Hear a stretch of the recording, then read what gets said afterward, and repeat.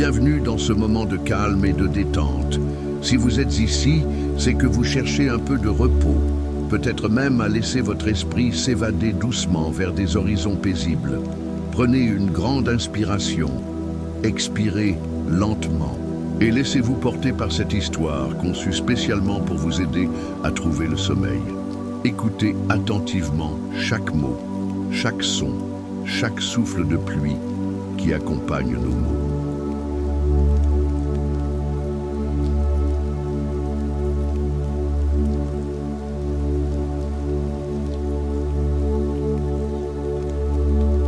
Vous êtes en sécurité.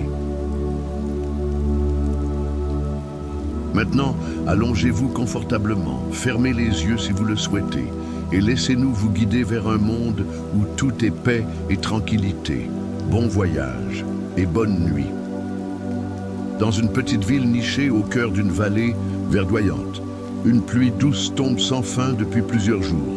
Cet environnement humide et brumeux crée une ambiance propice à la réflexion et à la rêverie. Notre protagoniste principale, Élise, une jeune femme sensible et introspective, découvre un vieux journal dans une maison oubliée près du lac. Ce journal contient des secrets anciens, des histoires mystérieuses et des indices qui semblent parler directement à son subconscient. À mesure qu'elle lit ces pages, elle se retrouve plongée dans des rêves étrangement réels, où la frontière entre réalité et imagination devient floue. Chaque chapitre explore une facette différente de son périple intérieur, mêlant des paysages naturels apaisants, des rencontres symboliques et des messages profonds sur l'acceptation de soi et la guérison émotionnelle. Au fil de l'histoire, des techniques d'hypnose légère sont intégrées naturellement pour aider l'auditeur à relâcher toute tension et à sombrer dans un sommeil réparateur.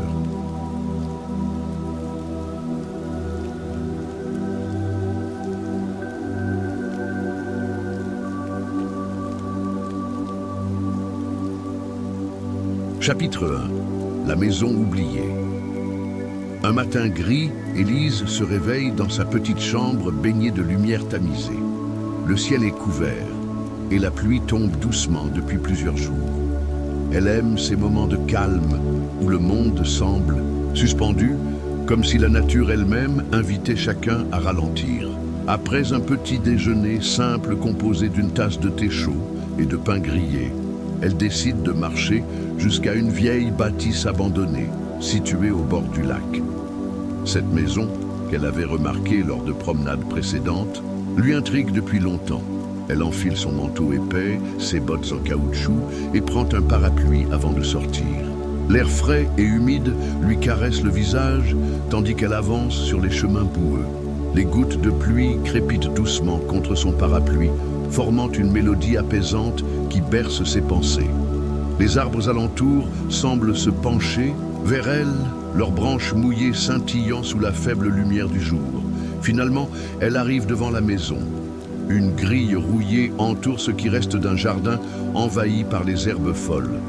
La peinture blanche des murs s'est écaillée avec le temps, révélant des traces de bois grisé par les intempéries. La porte principale, légèrement déformée par l'humidité, pend mollement sur ses gonds. Avec hésitation, Élise pousse cette dernière et entre dans l'obscurité fraîche de l'intérieur. À l'intérieur, l'odeur de moisissure et de papier ancien emplit ses narines. Des toiles d'araignée ornent les coins du plafond et les planchers craquent sous ses pas. Au centre de la pièce principale, une table en bois massif trône, recouverte d'une fine couche de poussière. C'est là qu'elle remarque le journal relié en cuir noir. Intriguée, elle s'en approche lentement, effleurant du bout des doigts la couverture usée. Quand elle l'ouvre, les pages jaunies révèlent une écriture élégante et soignée. Les premières lignes racontent l'histoire d'un homme solitaire vivant autrefois dans cette maison. Ces mots sont remplis d'une nostalgie profonde et d'une quête spirituelle qui résonne étrangement en Élise. Imaginez-vous debout sous cette pluie fine. Chaque goutte qui glisse sur votre visage efface une pensée négative. Votre corps devient plus léger, vos épaules se détendent. Inspirez profondément l'air frais et pur de ce lieu magique. Laissez-vous envelopper par la tranquillité de cet endroit, où le temps semble s'être arrêté. Vous êtes ici, en sécurité, loin de toutes les distractions du quotidien.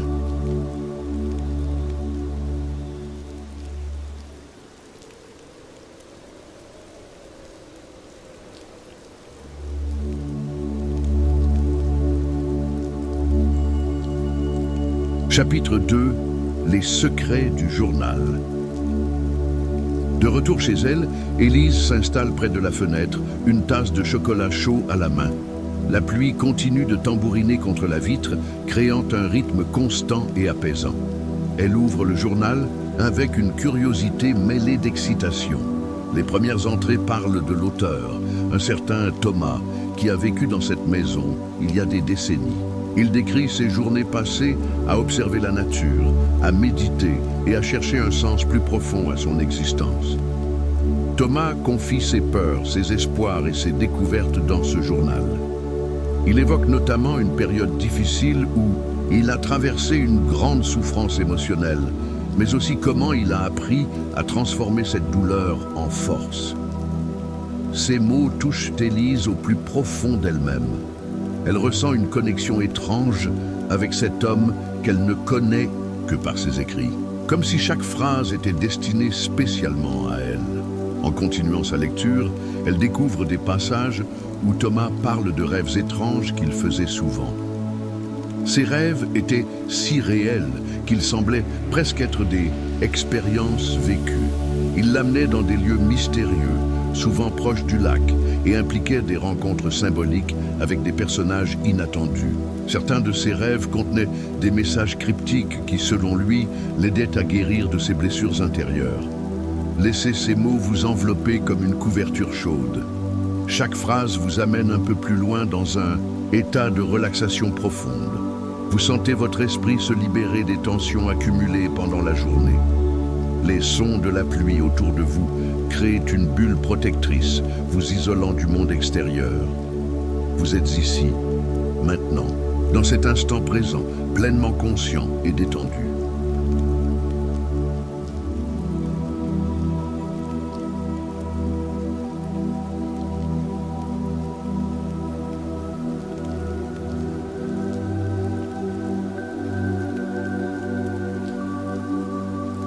Chapitre 3. Le rêve du lac. Cette nuit-là, après avoir lu une dernière entrée du journal, Élise s'endort rapidement. Dans son rêve, elle se retrouve au bord du lac sous une lune argentée. Le reflet de l'eau est parfaitement immobile, malgré la pluie qui tombe toujours. Tout autour d'elle, la nature est silencieuse, comme figée dans un moment de pure magie. Soudain, une silhouette apparaît au loin. C'est celle d'un vieil homme tenant une lanterne.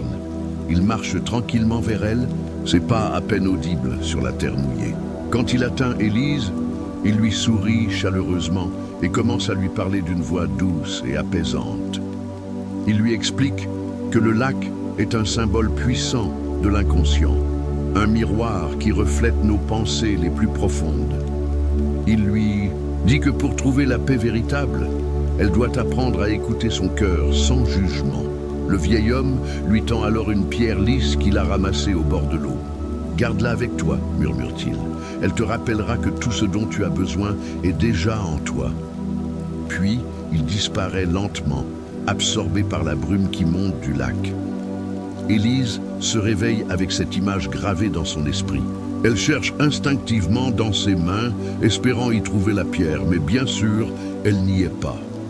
Pourtant, elle sent une nouvelle clarté en elle, comme si quelque chose s'était ouvert dans son cœur. Dans ce rêve, chaque pas que vous faites sur la terre mouillée vous rapproche de votre centre intérieur. Vous êtes en sécurité, protégé par cette nuit paisible. Vos soucis quotidiens disparaissent peu à peu, absorbés par l'eau du lac. Laissez-vous porter par cette sensation de légèreté, de liberté intérieure. Vous êtes connecté à quelque chose de plus grand que vous-même.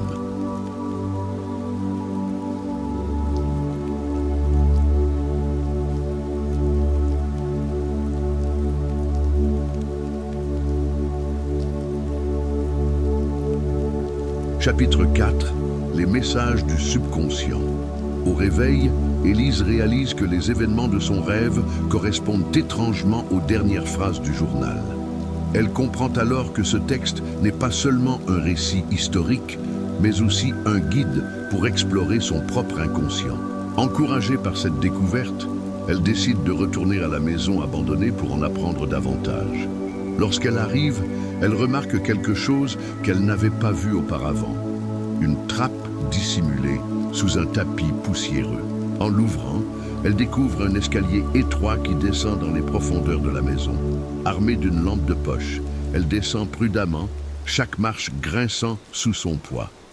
En bas, elle trouve une petite cave où sont stockés divers objets anciens. Sur une étagère, elle repère une boîte en bois sculptée contenant des lettres et des photographies. Les lettres sont adressées à Thomas par différents correspondants, certains inconnus, d'autres familiers.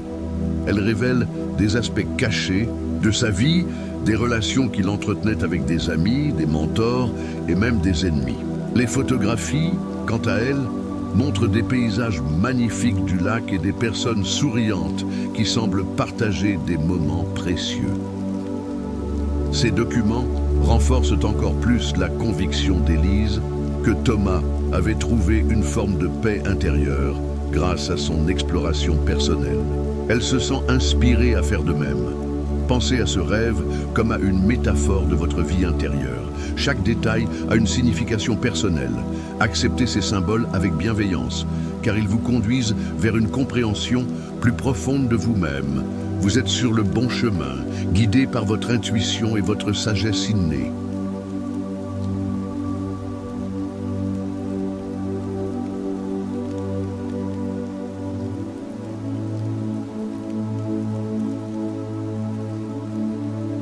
Chapitre 5. L'harmonie intérieure. Après avoir passé des heures à examiner les documents trouvés dans la cave, Élise décide de revenir chez elle. Elle se sent transformée, comme si un poids invisible avait été soulevé de ses épaules. Dans la boîte, elle trouve une dernière lettre manuscrite par Thomas. Cette lettre contient une phrase qui change tout. Tout ce dont vous avez besoin est déjà en vous.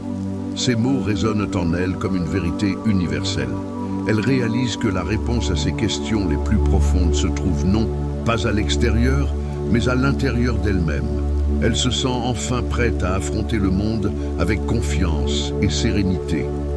De retour chez elle, elle regarde la pluie tomber avec un sourire paisible. Elle prépare une tisane chaude et s'installe confortablement dans son fauteuil préféré. Les sons de la pluie l'enveloppent comme une berceuse douce et apaisante. Elle ferme les yeux, savourant ce sentiment de plénitude. Maintenant, vous allez vous endormir paisiblement, respirez calmement, sentez la chaleur de votre couverture, écoutez encore une fois le bruit apaisant de la pluie. Maintenant, laissez votre esprit vagabonder librement dans les limbes du sommeil. Vous êtes bien, vous êtes en sécurité et vous allez dormir profondément. Profitez de ce moment de repos, car votre esprit et votre corps méritent cette pause. Bonne nuit.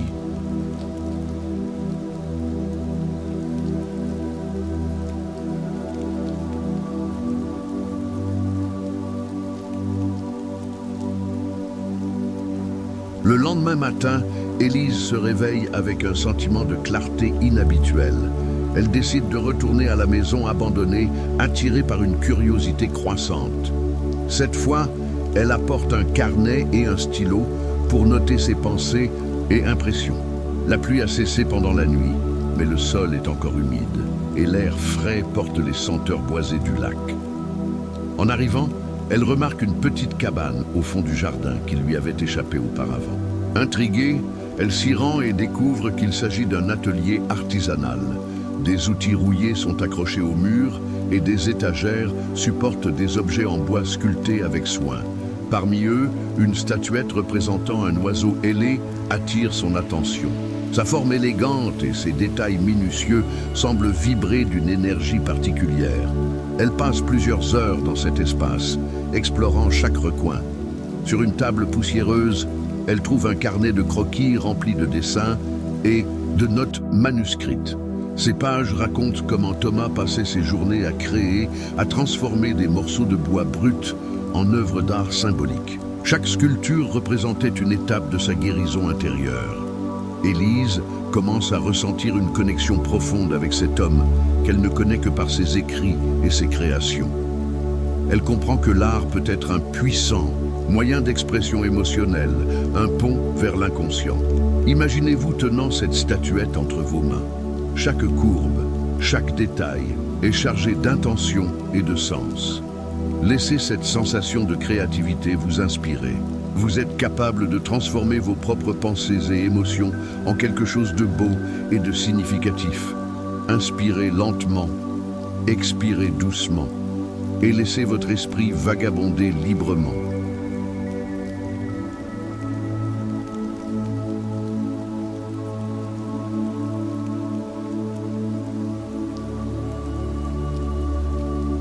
Chapitre 7, le jardin caché.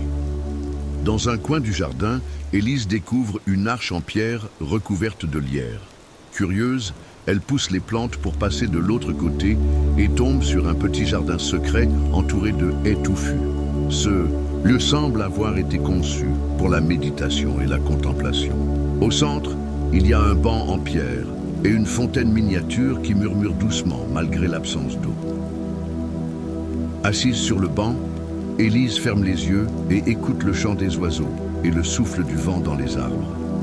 Elle visualise Thomas, assis ici autrefois, perdu dans ses pensées ou conversant silencieusement avec la nature.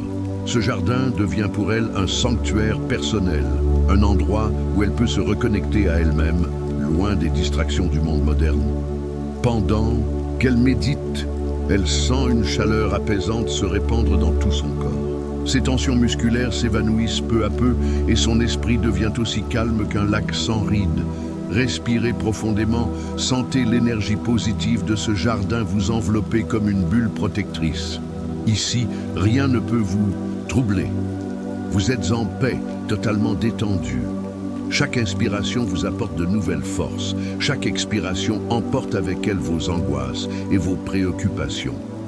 Restez ici autant que vous le souhaitez, savourant cet instant présent.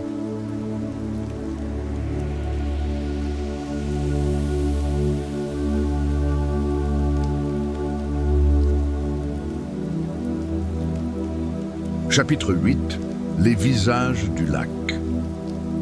Cette nuit-là, Élise fait un rêve étrangement réaliste. Elle se retrouve debout au bord du lac, sous une lumière dorée du crépuscule. L'eau scintille comme des milliers de diamants, reflétant le ciel orangé. Soudain, elle voit des visages apparaître dans les vagues, des figures floues qui semblent lui parler sans mots. L'un de ces visages, celui d'une femme souriante, attire particulièrement son attention. Elle ressent une vague de nostalgie, comme si elle connaissait cette personne depuis toujours.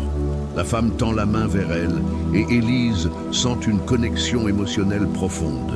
Elle réalise que ce visage représente une partie d'elle-même qu'elle avait oubliée, une version plus jeune, plus innocente, qui cherche à être entendue et acceptée.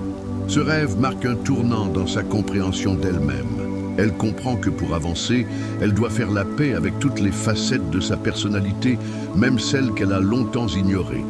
Dans ce rêve, chaque visage que vous voyez est une part de vous-même.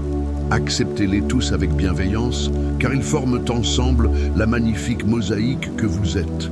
Vous êtes complet, parfait tel que vous êtes. Inspirez profondément cette vérité et laissez-la s'ancrer en vous.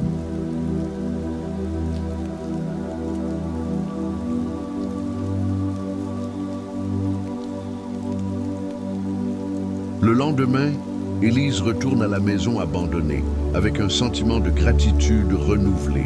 Elle explore une dernière fois chaque pièce, chaque recoin, prenant conscience de tout ce qu'elle a découvert ici. Dans la cave, elle trouve une boîte contenant une lettre finale de Thomas, adressée à celui ou celle qui trouvera ce journal. La lettre est touchante et pleine de sagesse. Thomas explique qu'il a passé sa vie à chercher des réponses à l'extérieur, mais qu'il n'a trouvé la vraie paix qu'en regardant à l'intérieur de lui-même. Il encourage Élise, et par extension vous-même, à faire de même, à écouter son cœur et à suivre son intuition. Ces mots ont un impact profond sur Élise. Elle se sent prête à affronter les défis à venir avec une nouvelle perspective. Elle sait maintenant que tout ce dont elle a besoin est déjà en elle, qu'il suffit de le découvrir. Pensez à ces mots comme à un cadeau précieux. Ils vous rappellent que vous possédez déjà toutes les réponses dont vous avez besoin. Inspirez. Calmement, sentez cette vérité s'installer en vous et laissez-la vous guider vers un sommeil paisible et réparateur.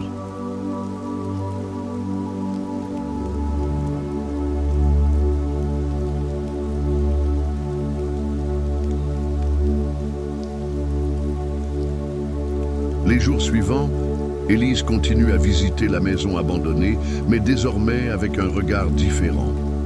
Elle y voit non pas seulement un lieu historique, mais un espace sacré, où elle peut se recentrer et se reconnecter à elle-même. Elle commence à pratiquer la méditation régulièrement, à écrire dans son propre journal et même à essayer de sculpter comme Thomas. Un matin, alors qu'elle marche près du lac, elle remarque que la pluie a cessé et que le soleil perce timidement à travers les nuages. Elle sourit, consciente que cette métamorphose dans la nature reflète celle qui s'opère en elle. Elle se sent transformée, plus forte et plus en harmonie avec elle-même. Avant de partir, elle dépose la statuette d'oiseau sculptée par Thomas, près du lac, comme un hommage à cet homme qui a tant influencé sa vie. Ensuite, elle rentre chez elle, prête à commencer une nouvelle journée avec enthousiasme. J'espère que vous avez apprécié cette petite séance d'hypnose légère. Maintenant, allongez-vous confortablement, fermez les yeux et imaginez-vous, debout près de ce lac paisible. Chaque souffle de vent efface une pensée inutile. Chaque rayon de soleil vous apporte une nouvelle énergie positive. Vous êtes bien, vous êtes en sécurité et vous allez dormir profondément. Bonne nuit.